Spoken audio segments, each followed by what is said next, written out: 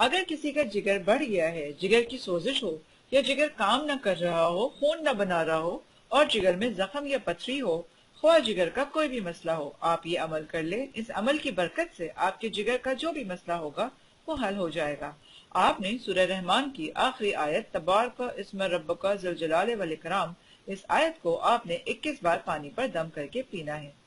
اس عمل کی برکت سے آپ کے جگر کی جتنی بھی بیماریاں ہیں وہ ختم ہو جائیں گی۔ جگر ہمارے جسم کے اہم ترین اعضاء میں سے ایک ہے، جسے طبی ماہرین انسانی جسم کا ویئر ہاؤس بھی کہتے ہیں، اور اس اہم عضو کو آپ کشمش کے پانی سے مزید محفوظ بنا سکتے ہیں۔ انسانی جسم میں ہر قسم کی دوا و غذا کو درست طور پر ہضم کرنے اور جزو بدن بنانے والی تقریباً تمام رطوبتیں جگر ہی سے خارج ہوتی ہیں۔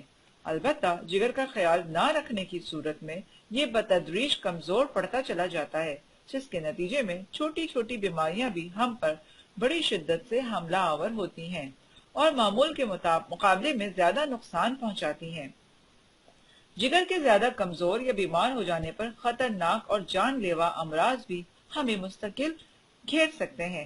جگر کو تقویت پہنچانے اور مضبوط بنانے کے لیے صدیوں سے کشمش کا پانی استعمال کیا جا رہا ہے، جس سے اب تک کروڑوں لوگ مستفیض ہو چکے ہیں۔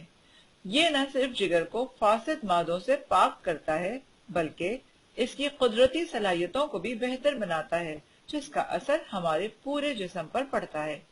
کشمش کا پانی تیار کرنے کے لیے 50 گرام کشمش لیجیے۔ یاد رکھیں، مارکیٹ سے ملنے والی چمکدار کشمش پر کیمیکلز لگے ہوتے ہیں۔ اب اس کشمش کو آدھے کپ نیم گرم پانی میں ڈال کر 10-15 منٹ کے لیے چھوڑ دیجیے۔ اس کے بعد اس کو سادہ پانی سے اچھی طرح دھو لیجیے۔ اب اس کشمش کو کسی کپ میں ڈال کر پینے کا صاف پانی اس قدر ڈالیں کہ کشمش اس میں ڈوب جائے۔ اب اس کو ڈھانپ کر 24 گھنٹے کے لیے چھوڑ دیجیے۔ 24 گھنٹے گزر جانے کے بعد پانی کو چھان کر علیحدہ کر لیجیے۔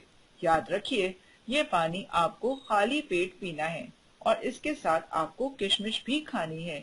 یہ عمل آپ نے ہفتے میں 2 بار دہرانا ہے، 4 ہفتے تک جاری رکھنا ہے، اور سال میں یہ عمل 2 بار ضرور دہرائیے۔ پہلی بار آزمانے کے بعد ہی آپ اس کے بہترین اور خوشگوار اثرات محسوس کریں گے۔ یہ عمل کرتے وقت آپ کو چکنائی والی غذاؤں سے پرہیز کرنا ضروری ہے، ورنہ اس کے مطلوبہ نتائج حاصل نہیں ہوں گے۔ ماہرین کے مطابق کشمش کو رات میں 1 گلاس پانی میں بھگو کر اگلی صبح خالی پیٹ کھا لینا صحت کے لیے انتہائی فائدہ مند ثابت ہو سکتا ہے۔ ماہرین کے مطابق رات کو پانی میں بھگو کر دن کا آغاز کشمش کھا کر اور پانی پی کر کرنے سے جسم کو وائٹامنز اور منرلز ملتے ہیں، جو اس میوے کی اوپری سطح سے پانی میں جذب ہو جاتے ہیں۔ اس کے فوائد درج ذیل ہے، مگر اس سے پہلے جان لیں کہ کیا ذیابیطس کے مریض کشمش سے لطف اندوز ہو سکتے ہیں۔ اس کی تفصیل میں جانے سے پہلے یہ جان لیں کہ کسی بھی چیز میں موجود مٹھاس ذیابیطس کے لیے اتنی اہم نہیں ہوتی جتنی اس میں موجود گلائسیمک انڈیکس GI ایک پیمانہ ہے جو کہ بتاتا ہے کہ اس میں کاربوہائیڈریٹ والی غذا کا کتنا حصہ کھانے کے بعد اس میں موجود مٹھاس گلوکوز مخصوص وقت میں خون میں جذب ہو سکتی ہے، اور یہ ذیابیطس کے مریضوں کے لیے اہمیت رکھتا ہے۔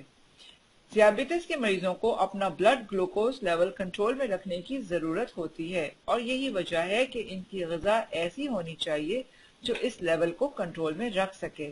تو ایسے مریضوں کے لیے 15 گرام کاربوہائیڈریٹ کسی پھل کے ذریعے جسم کا حصہ بننا نقصان دہ نہیں۔ آسان الفاظ میں ذیابیطس کے شکار افراد کشمش کھا سکتے ہیں، مگر محدود مقدار میں یا اعتدال میں رہ کر۔